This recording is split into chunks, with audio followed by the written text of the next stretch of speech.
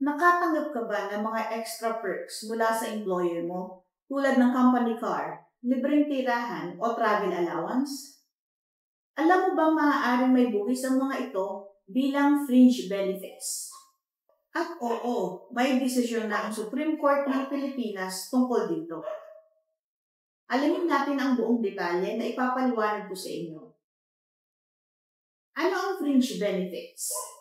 Sa ilalim ng batas ng Pilipinas, ang fringe benefits ay karagdagang kompensasyon na ibinibigay ng employer sa mga managerial at supervisory employees bukod pa sa kanilang sahod.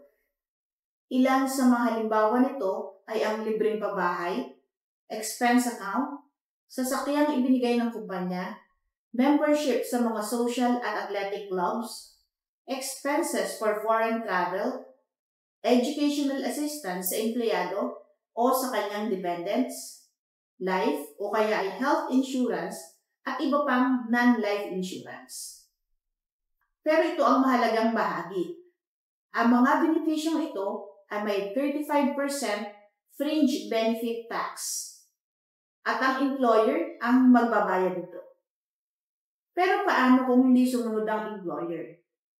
Sa kasong GR number 213446, ipinagtibay ng Korte Suprema ang desisyon ng Bureau of Internal Revenue na ang ilang allowance, bonus, at benepisyo ay dapat patawan ng buwis bilang bahagi ng kita ng empleyado.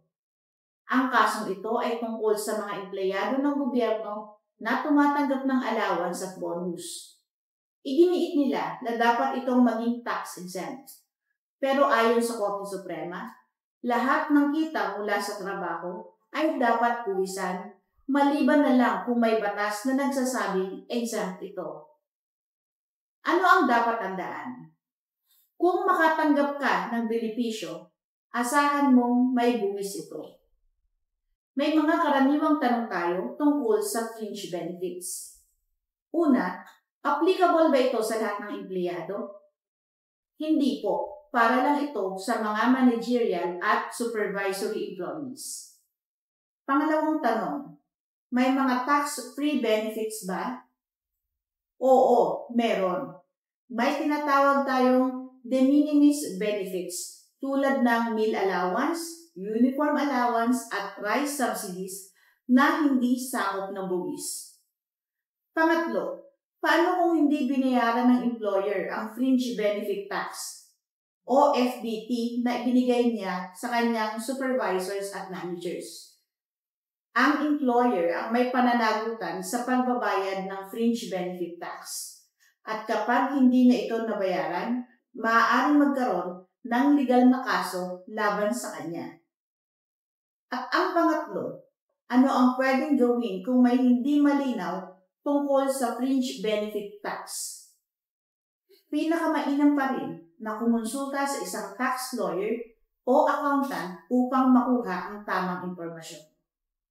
Para sa mas malinaw, narito ang ilang sitwasyon. Si Juan, isang manager sa isang kumpanya. Binigyan siya ng kumpanya ng libreng sasakyan na maaari niyang gamitin kahit sa personal na biyahe.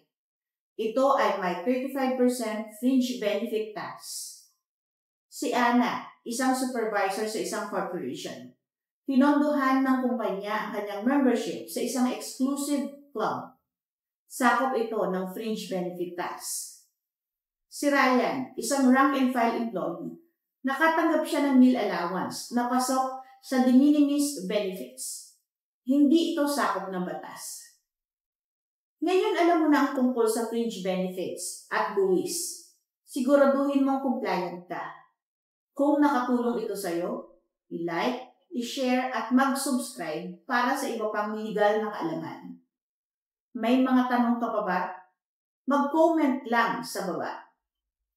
Patuloy po kayong manood, magtanong at matuto ng tungkol sa batas.